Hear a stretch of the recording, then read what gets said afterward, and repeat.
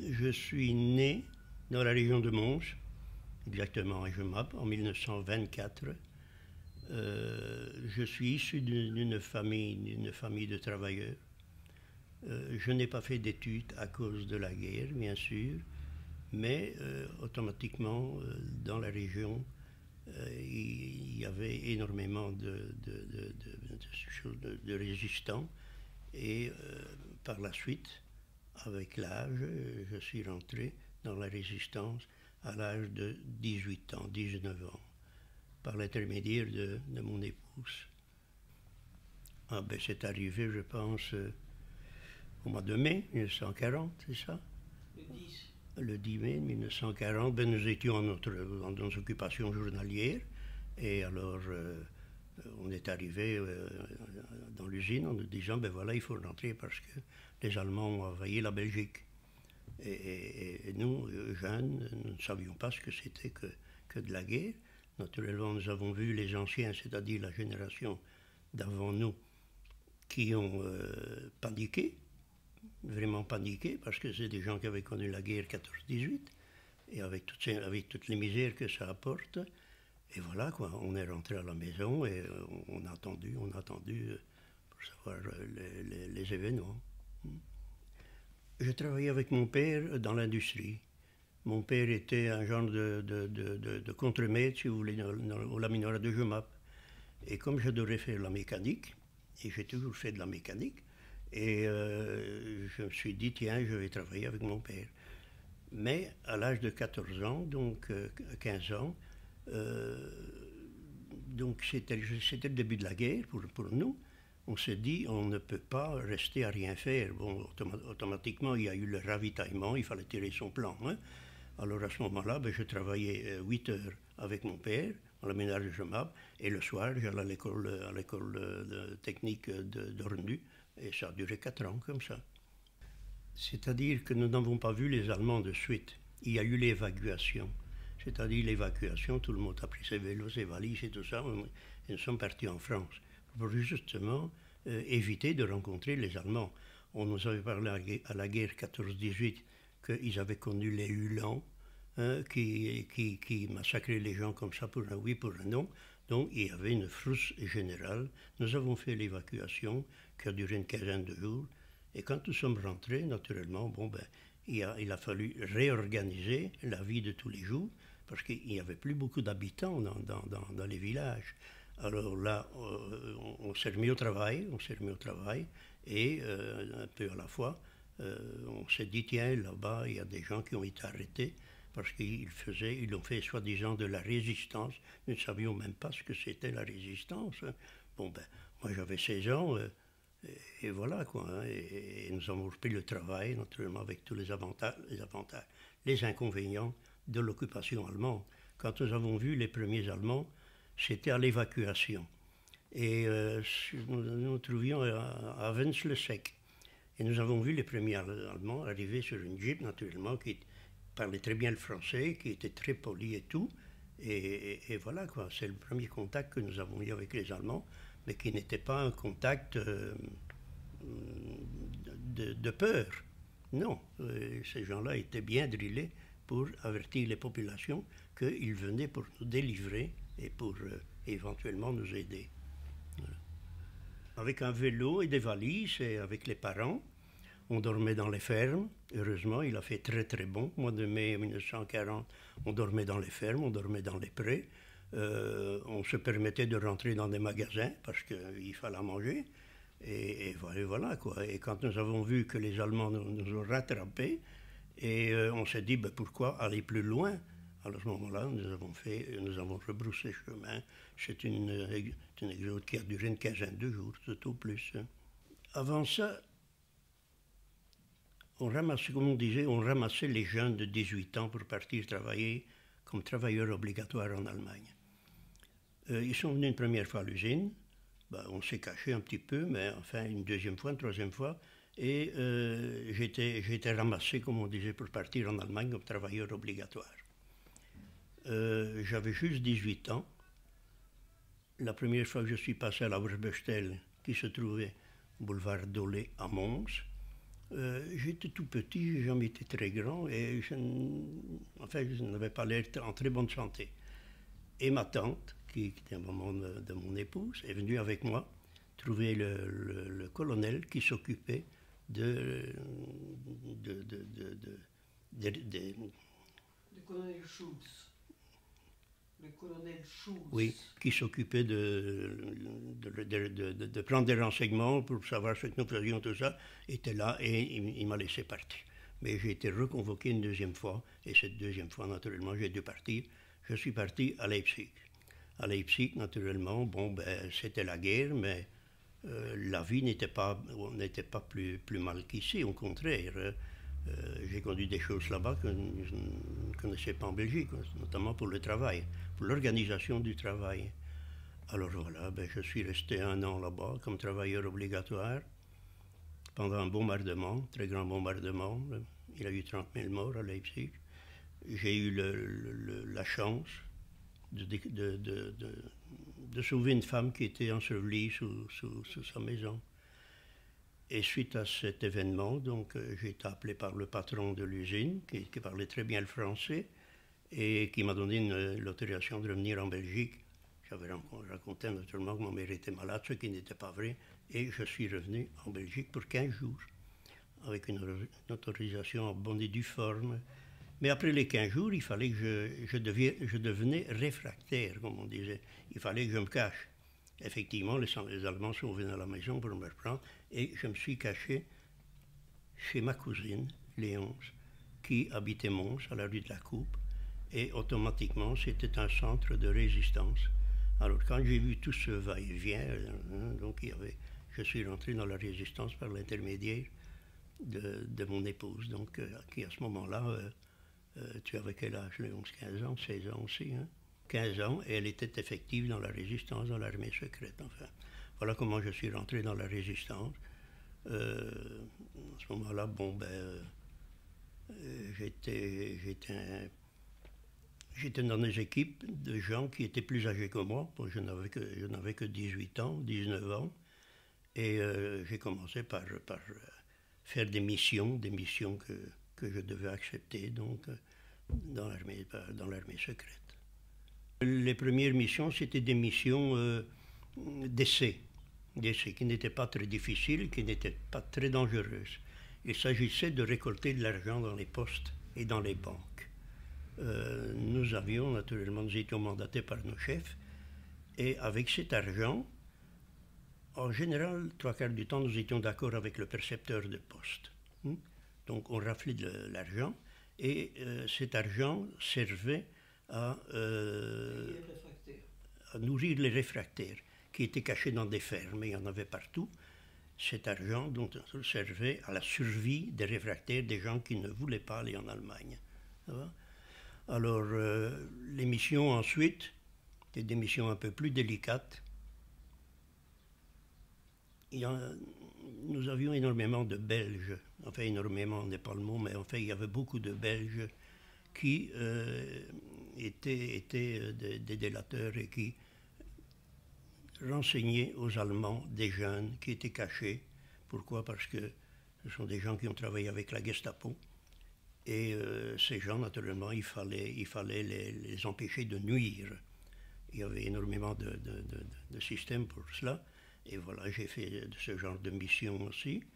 Nous allions attaquer aussi des grands dépôts de marchandises, dépôts allemands, par camion, que nous distribuions. On distribuait aux réfractaires qui étaient bien cachés et qui ne voulaient pas partir en Allemagne. Il y a eu nous sommes allés rechercher notre chef de groupe à l'hôpital civil de Mons, qui avait été arrêté et blessé par les Allemands. Et nous sommes allés avec une ambulance et des voitures, et des résistants, nous l'avons enlevé et nous l'avons conduit dans un endroit où on a pu le soigner convenablement, quoi, hein. Bon, des missions, on n'en faisait pas tous les jours, hein, parce que nos chefs étaient des gens qui éventuellement faisaient partie de l'armée ou de la police judiciaire, etc. Donc c'était des gens qui étaient déjà plus ou moins dans le bain, parce que nous autres, on nous demandait des missions, mais nous ne savions pas pourquoi, hein. Voilà. Il y en avait qui étaient faciles, Il y en avait qui étaient dangereuses. Il y avait des Américains qui étaient tombés en avion et qui étaient cachés ici à... Non.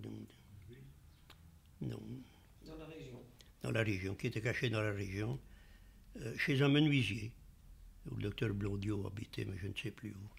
Enfin, et un jour, on me dit, ben voilà, on m'appelait le gamin, avec un autre résistant, je me suis présenté chez ce menuisier, j'avais le mot de passe, et je me suis trompé dans le mot de passe. Et à un moment donné, donc, c'était le valet de cœur que je ne... Et je me présente avec mon copain et je dis, ben voilà, c'est le valet de pique. Et en entendant, j'entendais des verrous de fusil qu'on... Et alors mon copain me dit, mais non, c'est pas ça, c'est le valet de cœur. Et c'était le valet de cœur exactement. Et c'était pour prendre des aviateurs qui étaient tombés ici plusieurs mois plus tôt et qu'on avait opéré dans une cave à chose. Enfin, dans ce petit village. C'est le docteur Delauve, qui était de la résistance aussi, et le docteur Dubois, qui était décapité ici à Soigny, qui avait opéré ces aviateurs donc dans la cave, et c'était pour transférer ces aviateurs, c'était le réseau. Donc je me suis amené avec une voiture, on roula l'essence, mais j'avais une autorisation, je suis amené et on a pris ces deux aviateurs. On les a conduits par Charleroi et tout ça. Et là, il y avait un autre réseau qui les prenait, tout ça. C'était un genre de mission qui était dangereuse, parce qu'il ne fallait pas prendre des petits chemins quand on transférait des aviateurs comme ça. Si on vous voyait dans un petit chemin avec une voiture et tout ça, on vous arrêtait. Donc, Charleroi, Namur et tout ça. Donc, il fallait beaucoup de chance. En général, le dimanche, on ne travaillait pas, comme on disait. On ne faisait aucune action. Et c'était un dimanche, le 2 juillet. Et nous avions une petite réunion chez ma tante, qui était sa maman donc. Une petite réunion comme ça de résistants. Il y avait notre chef qui était là. Et je devais porter de la nourriture à un chef, mais qui était caché, qui était bien caché. Et nous recevions de temps en temps des photos avec des gens qu'on savait qu'ils étaient dangereux pour la jeunesse, et nous devions les renseigner. Et en portant cette nourriture, je rencontre une personne qui nous avait été signalée. Donc, c'est dans la rue de la Coupe. Je reviens sur mes pas et je raconte au chef. Et il dit, oh ben ça va. Il y avait 4 vélos devant le café. Et nous sommes partis, donc, et nous avons rattrapé cette personne, qui était une personne qui avait déjà fait prendre à peu près 200 jeunes pour partir en Allemagne. Donc, mais malheureusement, nous n'avons pas su faire l'action. C'était un piège, la Gestapo était derrière. Alors, nous sommes partis derrière la prison, et malheureusement, les Allemands nous ont suivis avec une voiture et la mitraillette et tout ça, la mitrailleuse. J'ai mon copain qui était tué à côté de moi j'étais blessé, et le 4e homme, qui était le chef de la résistance, de la police judiciaire, il faisait partie de la police judiciaire, il a pris le boulevard d'Olé, non pas le boulevard d'Olé, le boulevard en face de la prison de Mons, il a réussi à se sauver. Donc sur les 4, un mort, un blessé, et mon copain était arrêté aussi. Nous étions incarcérés dans la prison de Mons, au secret, et tous les jours, pendant un mois, nous passions dans les bureaux de la Gestapo, qui se trouvaient en face du Vauxhall à Mons. Et là, naturellement, c'était la schlack, c'était les coups, c'était la torture et tout pendant un mois. On ne retournait même plus à la prison, il y avait des caves là, et on nous faisait dormir dans ces caves. Et alors là, c'était un très mauvais moment parce que mon copain et moi, naturellement, on s'entendait gueuler d'une pièce à l'autre, tellement on frappait, fracture de colonne et tout ce que vous voulez, enfin. Et il y avait un Belge, on appelait Schumacher, qui a été fusillé d'ailleurs. C'était le plus mauvais d'ailleurs. Et il y avait le chef de la Gestapo qui s'appelait Muller. C'était un nom d'emprunt parce que j'ai su après qu'il ne s'appelait pas Muller, mais c'était le chef de la Gestapo. Et c'est une grande brute, il adorait frapper. Mais ses subalternes, Schumacher et on appelait Lefebvre, c'était eux qui faisaient le mauvais travail. L'histoire de la schlack, l'histoire de... Moi, j'avais été blessé au pied, mettait une chaise sur mon pied, se balançait et tout ça. Mon copain, enfin, quand on sortait de là, on n'était plus blanc, on était noir. Noir, on avait une tête comme ça, et on avait le sang qui coulait de partout. À un moment donné, on nous a séparés. Nous étions au secret, parce que nous avons passé dans un tribunal qui s'appelait le Schnellgericht. Les Allemands appelaient ça le Schnellgericht, donc un tribunal à la va-vite. Ça a duré un quart d'heure, une demi-heure. J'avais même un avocat. Et là, j'étais condamné à mort, mon copain aussi. Et à partir de ce moment-là, c'est fini, on nous a plus ennuyés, on n'a plus eu de courrier du tout. Donc on a attendu.